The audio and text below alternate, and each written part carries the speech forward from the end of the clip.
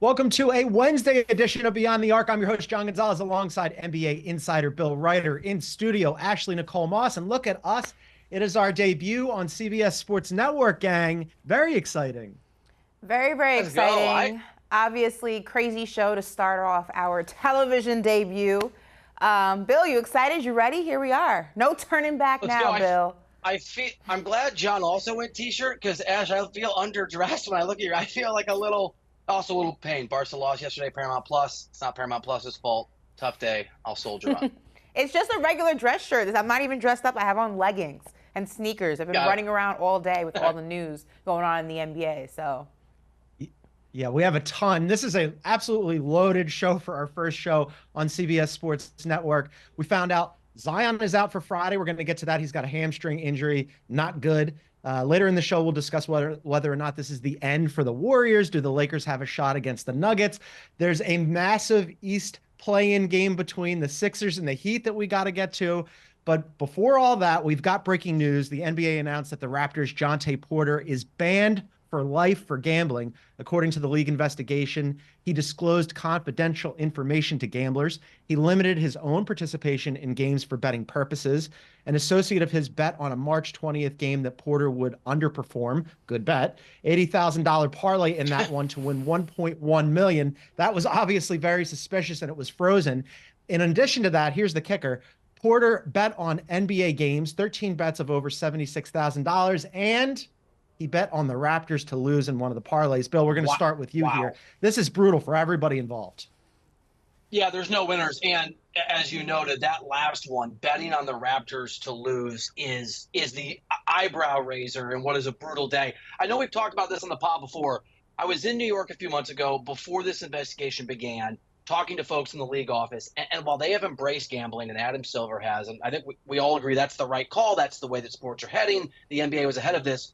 This was almost their nightmare scenario. Maybe a star player would be the actual nightmare scenario, but the idea of a guy betting multiple times, winning money, fading his own team, as you noted, John, pretty good bet in a winning sense. If you're going to bet on your own props and go on the unders, this is the exact kind of thing the NBA feared, that they worried about, that they knew was eventually probably going to happen. And I remember having this conversation. The idea was, how will them handle it, the NBA handle it, when it happens in a year or two or three? Little do we know it was going to be a matter of weeks before there was an investigation. And obviously, Ash, they've moved so quickly. Credit to them, because they're not wasting time. Jontay Porter banned for life, not surprising, but it's a black eye for the league, is obviously as well for that player who's now done with the career that he had.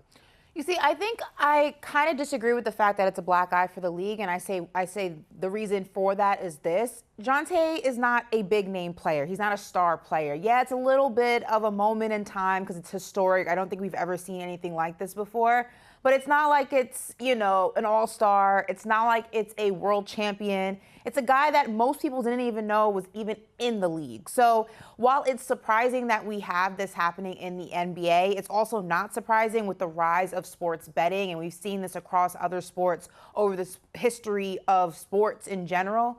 I don't know if this is something that's going to stay in the league. I really think that people will remember it, but they won't think twice about it, I feel like, in a few months from now, because again, this is not a guy who really had much cachet in the NBA. His brother does, but him, not so much. I mean, respectfully, I just discovered he was in the NBA when we found out that the gambling situation was going down. Had never heard of him. It's not like I'm watching Raptors games, on the edge of my seat throughout the NBA season. So it's unfortunate, but play stupid games, win stupid prizes. That's what I like to say.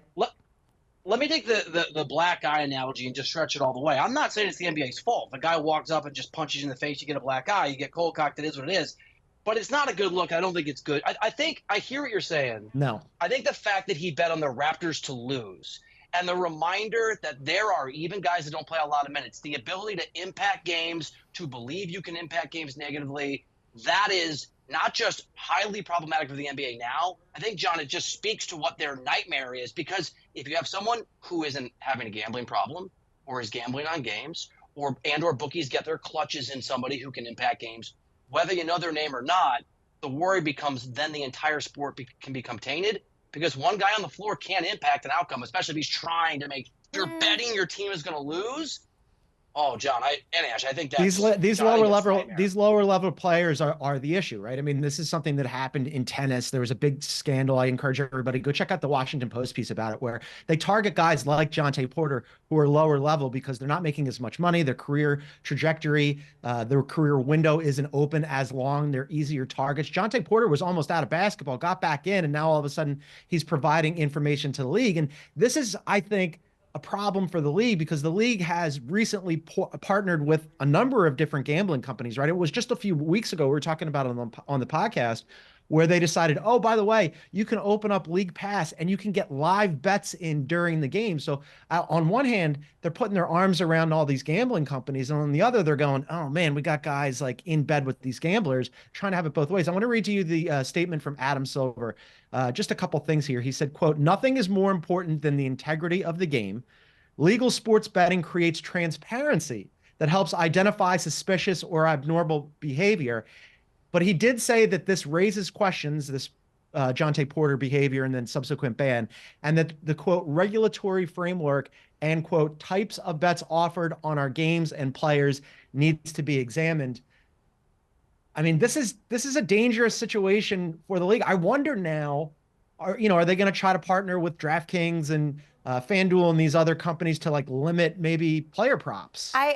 I don't necessarily think it's a dangerous situation for the league. I think it's an unfortunate situation for the league, but there's a reason why before sports betting apps even existed and gambling was very much a thing. Now, again, there could be situations and instances where it was happening and people just didn't get caught. In terms of players, obviously there was a scandal with, the referee and that situation and betting and things like that on games. But I think that when it comes to this being an overall situation for the league, I don't know if I would go that far. This is the first time this has ever happened, to my knowledge, with a player, and gambling has existed for a very long time in sports. So while it's a moment in time, and it's a historic moment in time because we've never seen it before, I don't know if we're going to see just a drastic increase of all these players gambling or cutting corners to gamble. And I think Adam Silver and the league handled it great. The fact that he is now suspended indefinitely, not indefinitely,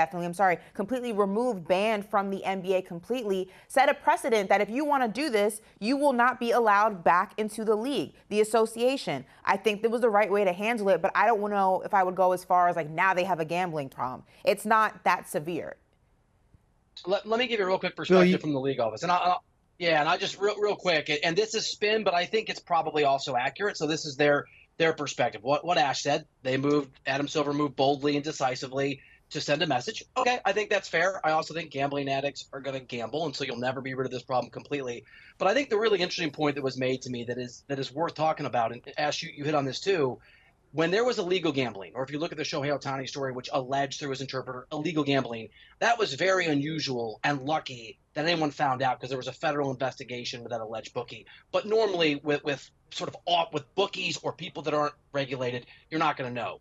What the NBA will tell you in private is this came on a tip from an actual sports book, whether it's land-based or it's online, there's regulated gambling, and their hope and what they would like you to believe, and I think it's fair, is that we are now in a world where when these sort of bets happen, books, because they're above board, are going to recognize it, and like what happened here, they're going to report it to the various sports leagues, and so the NBA feels like they and the other leagues around the country at least have a safety net that gives them the opportunity for punishment if this happens. But that is after the crime, alleged crime against the sport, not the actual betting, not before. So that's I think the give and the take of what the NBA it's retroactive, and not really all the proactive. leagues have to deal with. Yeah. Yeah, it's retroactive, not proactive. And, Jontay Porter, they had to make an example out of him. But, man, what a way to start our show here. We're going to discuss some actual basketball after this. We're going to take a quick timeout and then get into whether or not the Warriors dynasty is over. That's next right here on CBS Sports Network.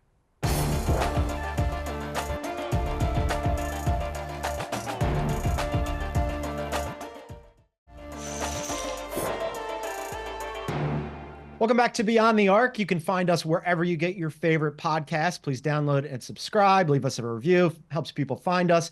John, Ashley, and Bill here. And there's basketball to discuss in a little bit of an upset. I think maybe even more than a little bit of an upset. The Warriors are going home. They got bounced out in the play-in last night by the Kings, who didn't just beat them, but smacked them by 24. This game was not close, guys.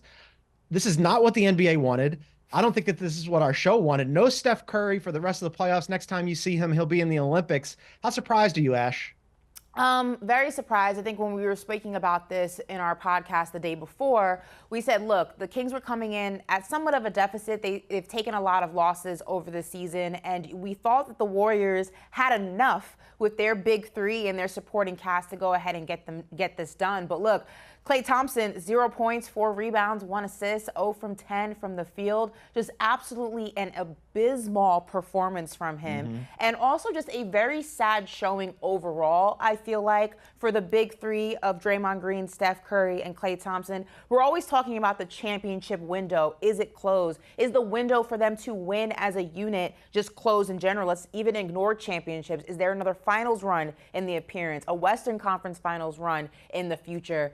And it just seemed after that game that although there's been hope that's been held out, that maybe there's just enough left, it looks like it's just not. And the future of the Golden State Warriors, I think, lies in the young guys, Kuminga, Moody. I think it's time to really close the chapter on an amazing chapter on the big three in Golden State. And it's sad. I was a little emotional. I don't know about you guys. I was a little sad watching Klay take one last look around the court. This thing's been over forever. It's sad. No, it hasn't. 2022. It was hard to watch. I will say this, and then we're going to dive into this, Dynasty. I will say this. Yes. It is a reminder, because we all thought the Warriors were going to win. It is a reminder why you don't want to play in the play-in, because literally any outcome can happen. We're going to talk about the Eastern Conference games later. We're going to have our perspectives. We're going to have games on Friday. We're going to have favorites. It's one basketball game, right? It's the 83rd basketball game of a season. And for me, it's a reminder as much as anything. You don't want to be in this position because a team can get hot, or Klay Thompson, to Ash's point, can just vanish from the face of the court, and the outcome is not what you expected. But I'm with you, Ash. I'm not even a Warriors fan. I just like Steph and their great entertainment, John. And it was painful. Yeah. Back in 2019, I was in the building when the Raptors beat them on their own floor. I literally wrote the obit then. Then they came back and won another championship, the bonus championship. A lot of people are going to be writing the obit after this one. After the game last night, Steph Curry was asked about whether or not the dynasty is over. Here's what he had to say. I mean, we obviously understand the league has changed, and we're getting deeper into our careers, and we have to continue to evolve and make the necessary adjustments to win games. But we put a lot of time into it. I think I work harder than I ever have at being prepared for a season and trying to perform at the level that I expect. And I know those two guys have been through it with me. At the end of the day, I just want to win, and I know that's fully possible. I know the summer's going to be a lot of conversations and trying to set up ourselves to win, and whatever that means. I hope that's the outcome. That sounds like a guy to me who knows that changes got to be made, and then it's going to be a very interesting summer here. I think he knows that the writing's on the wall. I think it's interesting, though, what he said, right? When you really dissect what he said, when he talked about the league evolving, but specifically, let's talk about the Western Conference. We've had this conversation several times on the podcast when we're talking about how the young teams in the West, the teams that kind of were under the radar and the stepchildren, if you will, of the normal, the Lakers, the Warriors, even the Suns, the Clippers, are now at the forefront of this conference, and the older teams are kind of struggling to stay relevant and struggling to stay in playoff contention. They're falling into the play-in. And I think that is very much kind of what Steph is talking about. Not kind of, but is what Steph's talking about. We're getting older. The conference is getting younger. How do we compete? And the way you compete is player development. The Warriors have to really start investing in Kuminga and Moody and developing those guys so there's not a gap between the dynasty of the big three that we have always known, and whether you love them or hate them, they're there, and the new era of the Golden State Warriors. If they don't start that player development like right now, immediately, they've been trying to do that. They've been trying, but they've been trying to do that. They were trying to do a 2-track thing previously, and it didn't work out. I mean, they might have to fully commit to this deal. But Bill, I got a question for you, because a lot of people in the offseason are going to be talking about whether or not it's time for Klay Thompson to go. Ashley mentioned that he went 0 for 10 in a must-win game. How much of this, though, is on Draymond? Because they were 33-22 with him and 13-14 without him. If they win 3 or 4 more games, they avoid the play-in entirely. So this is why yes, it is on Draymond. Look, there's a Klay Thompson thing that has to be figured out, and if he wants to get paid the most money possible, then he probably should go play for everybody's benefit in Oklahoma City or Orlando or wherever it is. But you move on from Chris Paul, you get Klay to a much smaller number, you move on from Klay, you're no longer in the tax. You can, I think, hit the mid-level exception. Can I just push back? I'm with you guys in the sense of inevitability about the Warriors, but can I just hit you with some facts that I think maybe is a little devil's advocate here on the idea that dynasty's over? Because that is the chorus across the NBA community, is that it's over. And John, to your point, if you go back to when Draymond Green came back from his final suspension, which we've talked about before, but I'm going to do it again, January 27th. This is a 37-game sample size going back to when he got reinserted into the starting lineup. This Warriors team had the second best record, over the course of that stretch, behind only the Boston Celtics. They were 27-13. They were 7th in offensive rating, 6th in defensive rating, and 4th in net rating. And so I think there's still a core here that can win. They had a one-game fluke that happened to them from a team that shot 46% from the three-point line. On the night where Klay Thompson literally didn't score a point, when Keon Ellis it wasn't like he scored 50 points, but the guy had 3 big blocks, looked like Defensive Player of the Year a couple times, key moments on Steph. Keegan Murray had, 32 points, third best performance of this season for him in his career. So if you just take Draymond, to your point, and you put him in the starting lineup for those games, and he's playing and not suspended, and they win at the same clip that they won when he played, they're the 6th seed right now. And we're having a vastly different conversation. So I understand that they're not unbeatable. I understand they're not on the top of the mountain. But for half of the season, the second half, when Draymond Green came back, they were, by every way you can measure a team, an outstanding basketball team. And I'm recalibrating. I'm not blowing this thing up. But it's not. I hear what you're saying about Draymond, but if you're reliant on one person and you can't survive in a Western Conference where we saw the stat, third most championships in NBA history with 7, the fact of the matter is this: they're the 10th seed. The fact of the matter is Klay Thompson has had back-to-back severe injuries. He's the shell of the player. He's the shell of the person that he used to be. Well, let me challenge that for just a second. I'm going to play devil's advocate for just a second. Klay, for sure, at a $40 million number is a no-go, right? This offseason, they're going to have to cut that in half at the very least if you want to bring him back. Who knows if Detroit or the Magic throw massive money at him. If they do, I think you let him walk. But at 34, he played 77 games. Mm-hmm. He scored 18 points a game. He shot 39% from 3, and he led the league in free throw percentage. He's not as good defensively, but that's not terrible. I'm not. $18 million a year. Give him $18 million a year. Let him take a discount. He can come off the bench. I'm here. Get rid of Chris Paul. And find maybe some supplemental players. Please give Moses Moody more time. Kuminga looked great. Can we convince Andrew Wiggins to retire? I don't know. You got to figure out Wiggins. That's a problem. But I think there's a recalibration that can work here. I'm not saying that you get rid of Klay. I'm not saying he's completely useless. What I'm saying is if you're going to head and putting so much stock in the big 3 as you know it, that you're not going to win in the Eastern Conference. In the Western Conference. The West is a lot younger, and this team, this core, is older, and they're not able to do what they used to do. If you're going to go ahead and talking about those guys willing, Draymond Green, Klay Thompson, taking more of a backseat role and starting to gradually make that shift with the younger players, absolutely. But we have seen Steve Kerr and Kuminga go at it this season, whether directly or indirectly, about player development not being at the top of the list for the Golden State Warriors. All I'm saying is if you want to keep this core together in any capacity, you have to go ahead and shift your mindset that this chapter, as you know it, is closing. And in order to save this team, not have a gap, keep the core together, you have to invest in the guys that are going to be there for the long term. And those 3 guys are not going to be there for the long term. Their careers are in the back end. The future is in Golden State, but you have to be willing to invest in it. Yeah, I think, they did try this 2-track thing where it's let's keep the core together and also develop the young guys, and it just didn't work. They got to pick a path here, and I don't know which one it is, and it's not going to be an easy offseason for them. A lot of questions in Golden State coming up. We're going to shift, though, to talk about the team that beat them last night, the Kings, and also the team that they're going to face, the Pelicans, who are going to be without Zion Williamson, which we just found out. We're going to discuss that next right here on CBS Sports Network.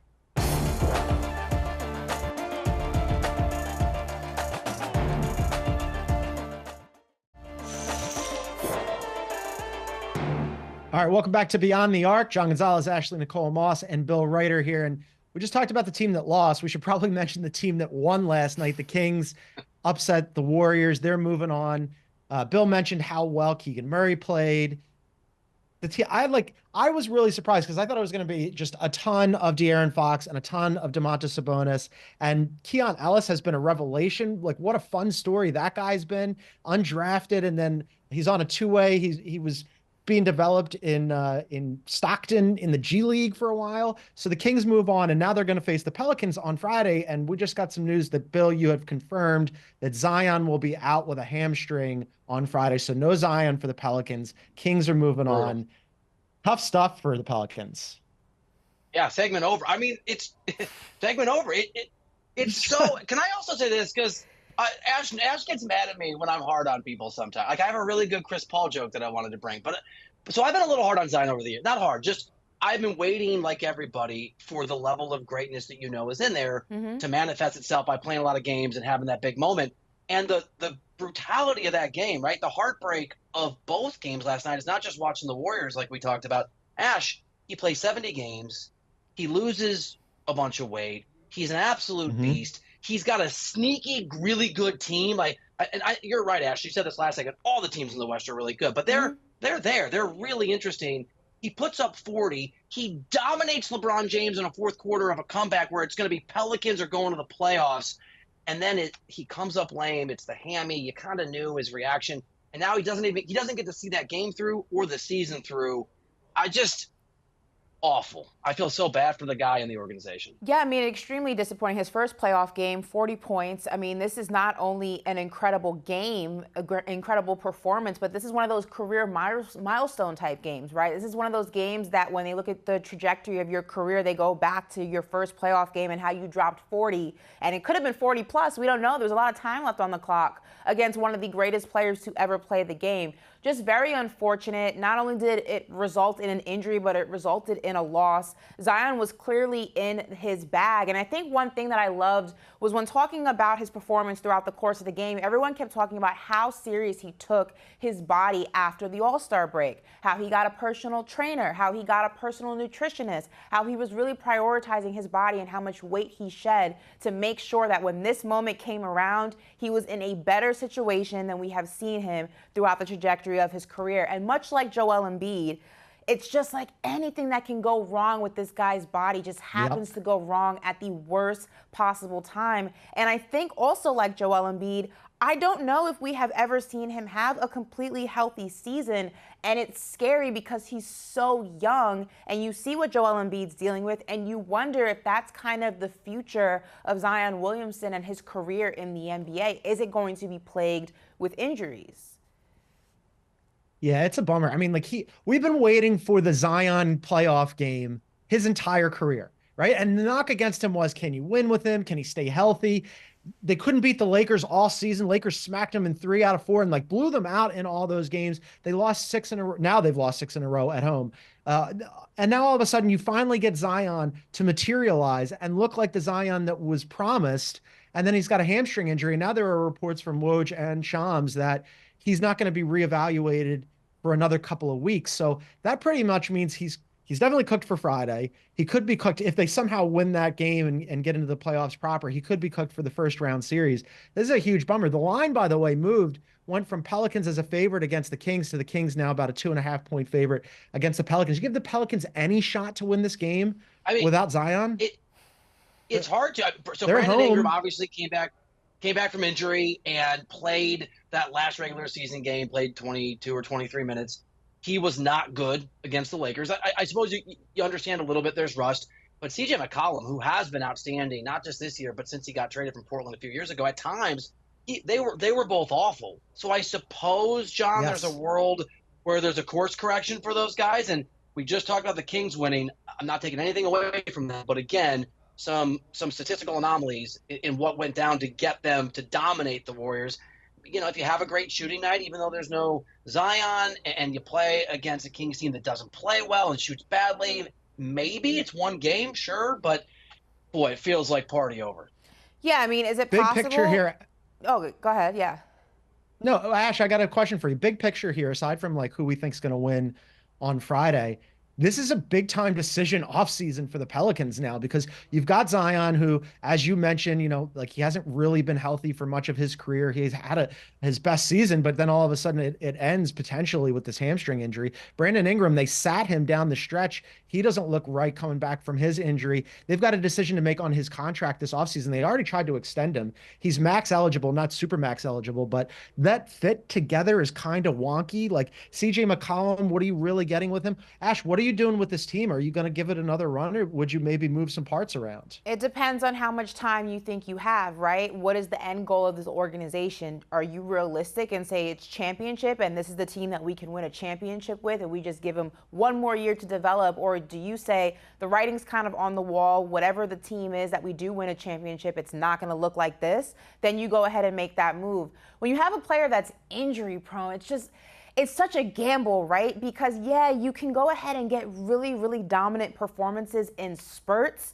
but can you go ahead and get the dominant performances when you need them the most? And if you had to make a gamble, you're obviously going to gamble on Zion Williamson before you do on B.I. I think that's a fair assessment. We can all agree with that. But it's just like, do you want to take the gamble at all? Zion's been in New Orleans his entire career. It has not worked. It doesn't seem like it's going to work. Maybe you just got to go ahead and start from the ground up, or maybe halfway in the building and figure, okay, we can't start from 0. Maybe we can start from 50, but it's not going to include Zion. And realistically, I mean, I know he's taking care of his body and stuff more, but we've had this conversation and there's been indications and sprinklings throughout the year. Does Zion even see his future in New Orleans? Does he actually even really want to be there? I know he's playing well, and he has been, but does he actually want to be there? That's a big question, too.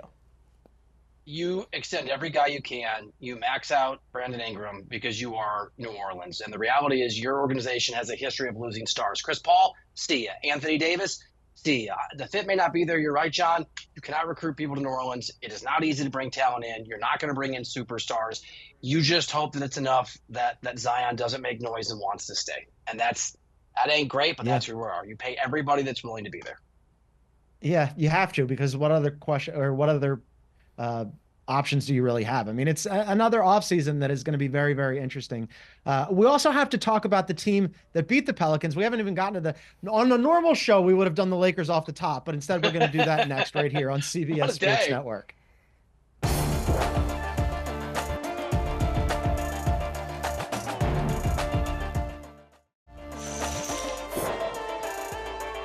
All right, welcome back to Beyond the Arc. We were discussing the teams that lost. We should discuss the team that won. The Lakers, a little bit of white knuckle at the end there. They hold on to beat the Pelicans 110-106. So they're moving on, gang. They're advancing to play the 2 seed, the Denver Nuggets. Now, we had discussed this on this show. Bill and I discussed it on HQ last night. There were some faction of Lakers fans who were like, maybe they need to blow this at the end to avoid the Denver Nuggets. Darvin Ham was actually asked about this after the game last night, and he basically said that everybody who thinks that is insane.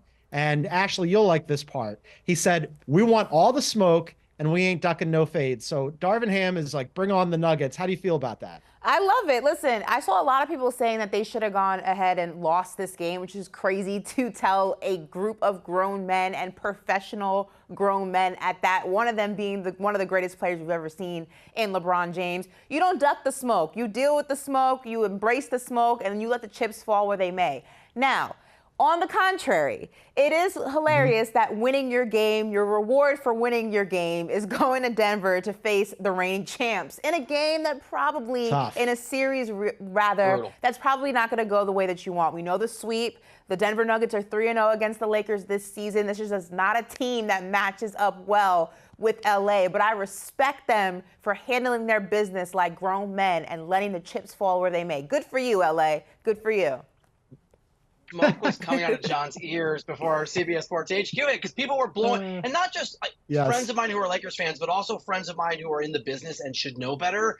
And this is why. And obviously they weren't trying to throw the game. They wanted to win the game. They're not going to risk elimination. Everything Ashley said is right. But I think it was reinforced by how bad LeBron was in the fourth quarter. He was awful in that fourth quarter. He was 1 of 8 from the field. I know he had a 29-9 game, but it reminds me of when I would cover. He had a guard Zion too, though.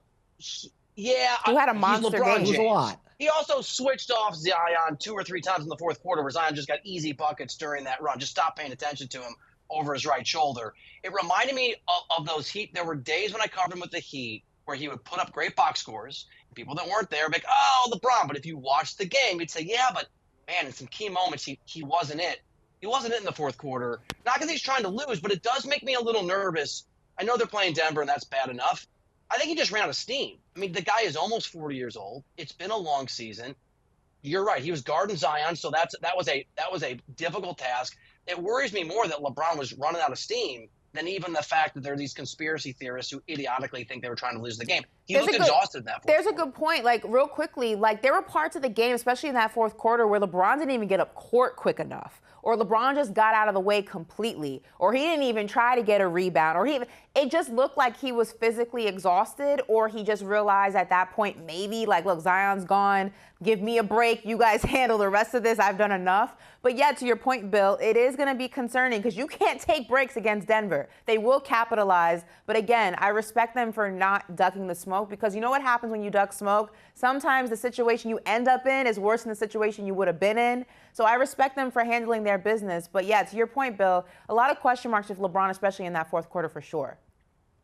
I don't know that you could end up in a worse situation than facing Denver. But yeah, sure. Good for them for winning the game.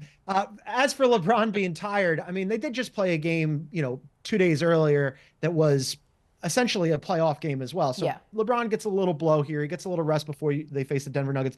It's an uphill battle. We were asked about this last night on HQ, so I'll ask you guys too about what percentage chance you think that the Lakers could potentially pull this off. I don't think it's a 0% chance. I think they do have a chance, but the series opened at minus 320, and between last night and tonight, it's already up to minus 335. So it's going the other way. Everybody's looking at this and going, massive line, Nuggets heavily favored, doesn't matter. I'm still putting my money on the Nuggets. I think maybe there's a world where AD and LeBron and, D'Angelo Russell was really, really good last night. Maybe he catches fire and plays well. Maybe they steal a game or two, but any shot that they win this series and pull the upset? Listen, I don't think sweeps happen by mistake. I don't think sweeps in the playoffs happen by mistake. And I don't think sweeps in the regular season happen by mistake. And Denver has both on the Lakers. So is it a possibility that they can pull it off? Sure. Anything is possible. Is it a high probability that they do it? No. I think that, like, to your point, maybe they get a game. Maybe they get two if the Nuggets decide to take a night off and just want to go back and win on their home court, especially when they go back to LA to play the Lakers at the Crypto. But I think that this is pretty much game, set, match for the Nuggets, and I would be very, very, very surprised if the Lakers pulled the upset. That's three varies, Bill.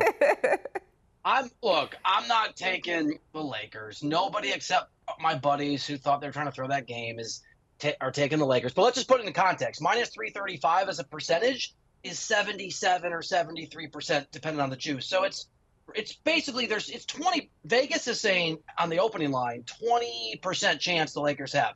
That's not zero. And I think there's another point that I'd like to make that may not come to pass, but is worth bringing up. And I want to circle back to our Jontay Porter conversation, the player who's been banned for life. Michael Porter Jr. is his brother. And if my brother, obviously MPJ is a big part of what the Nuggets do. If my brother, who I love very much, were banned for life from something that had defined his entire life and presumably was an awful moment in his life, I think it probably impacts me at work. Maybe it doesn't. Maybe I show up and we do the show and I don't think about it. And I'm not saying that swings the odds radically. I just think it's something to keep note of, that a really important player for the Nuggets, who did not have a great finals last year, by the way. So there's even a higher ceiling there when he's clicking. I love his game when he's playing well. I just think that's worth noting, that is something that's out there. And that's what real if they life don't like each other like that? What if they're not that he's close? Going to be totally unaffected.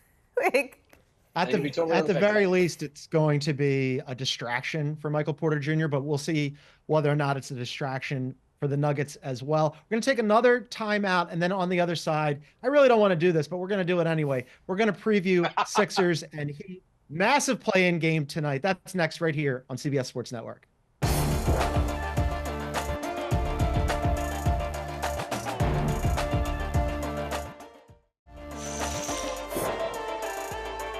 Welcome back to Beyond the Arc. Be sure to check us out on YouTube, too, if you wouldn't mind. You can find our page at Beyond the Arc CBS. Subscribe to it, hit the like button, leave a comment, all that good stuff. All right, we got to preview the Eastern Conference play-in games tonight. I do this reluctantly. The Sixers are hosting the Heat. The Sixers have won 8 in a row. Joel Embiid was rested on Sunday, should be ready to rock. They're 31-8 with Embiid. Maxey has been a monster. All the signs are pointing to the Philadelphia 76ers, and I frankly hate it.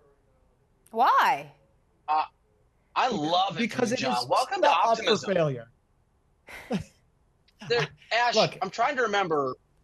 There's somebody on the podcast who said a long time ago that when Embiid came back, it was all going to turn beautiful. I think his name rhymed with Phil Schmeider. Do you remember who this person was who just said, Can't recall. it's Doesn't happening, come to John. mind. It's happening. Conference finals, here we come. Maybe a parade. These guys are, Ash, it's an outstanding basketball team, right, with Embiid back. Yeah, I mean, listen, Embiid has a very interesting record against the Heat, right? 8-10 versus the Heat regular season throughout his career, but 5-2 versus the Heat in the playoffs. So whatever happens to Joel Embiid in the playoffs when it comes to Miami, he flips a switch. Now, listen, Miami's been battered all season. Look at Tyler Hero, you look at Jimmy Butler, you look at Kevin Love, the list goes on and on. Now, defensively, they have been a better unit out of the All-Star break, and they have a better offensive, or they have a slightly worse offensive rating this season than they did last season, but not by much. Their offensive rating is slightly worse than it was this time last year, but their defensive rating is actually better. And as we know, Eric Spoelstra, Miami Heat culture, if you will, they prioritize defense.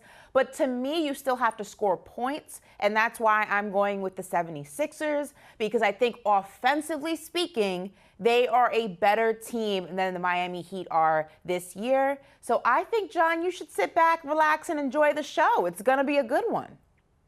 Well, the line opened at 4.5. It's up to 5.5. The betting public is liking the 76ers as well.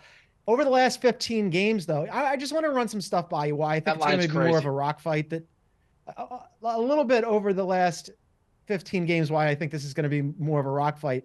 These two teams, the Heat have the second best defensive rating over the last 15. Sixers have the third best. During the regular season, they split the regular season series. I looked at the numbers against each other in those 4 games, guys. They both averaged 106 points. Sixers shot 45% from the field. Heat shot 44% from the field. They basically tied during the regular season. Now you got Jimmy Butler coming back to play his old team. Nobody's picking the Heat. You don't know what's going to be going on with their lineup. You don't know who's going to be in the starting lineup, what kind of availability you're going to get from Rozier and Duncan Robinson and Tyler Hero, and like what kind of Jimmy Butler you're going to get. Yes, all signs are pointing one way, which makes me think it's going to go the other because I've seen this movie before and I always hate the ending. I don't think it should all go in one direction. I think whenever you count out the Miami Heat, that's a huge mistake. We saw this last year when they went on their historic run. The reason they were able to do that, 2 reasons. Defense, outside shooting. I don't think their outside shooting is as good this year as it was last year, which is to be expected because they lost a lot of those guys after the season ended. Defensively, they're gritty, they play tough. That's what their whole identity is as a team.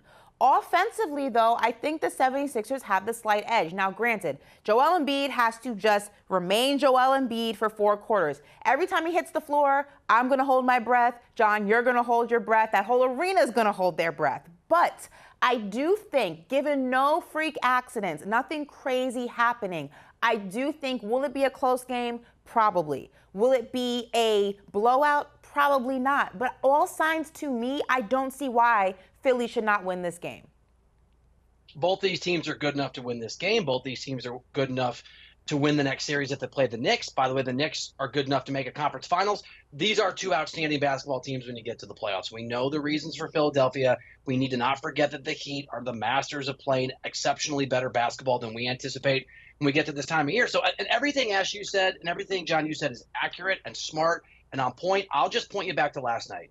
And I'm not rooting for this. I'm going to knock on this literal wood. But an injury to a guy that gets injured a lot, Zion, can shift everything. Or the later game. Yeah. One team going lights out from the 3-point line, or one random guy stepping up. It's one game. And so for me, 2 great basketball teams that are in this hole for different reasons, anybody can win this game. And the crazy thing about this is that's probably going to be true whoever loses this against the winner of Bulls-Hawks because it's one game. But both these teams are good enough for a deep playoff run. Both these teams have to avoid the Celtics to have any kind of real chance. And there's going to be a lot of just randomness that comes down to which of these two dangerous playing teams actually win tonight. Bill, who are you betting on, though? Are you betting on a playoff Jimmy appearance? Because Duncan Robinson can be streaky, although they gave him all that money because they thought that he was going to be this three-point guru, the second coming of Steph Curry, you would think. He's a very streaky three-point shooter in tight situations, in these playoff situations. You're really relying heavily on playoff Jimmy showing himself. It's Embiid versus Spoelstra for me. It's different. There's different catalysts of excellence for me. If I'm betting, I'm probably betting on the Heat because if it's really 5.5, John, that might be the first thing I do when we get done here.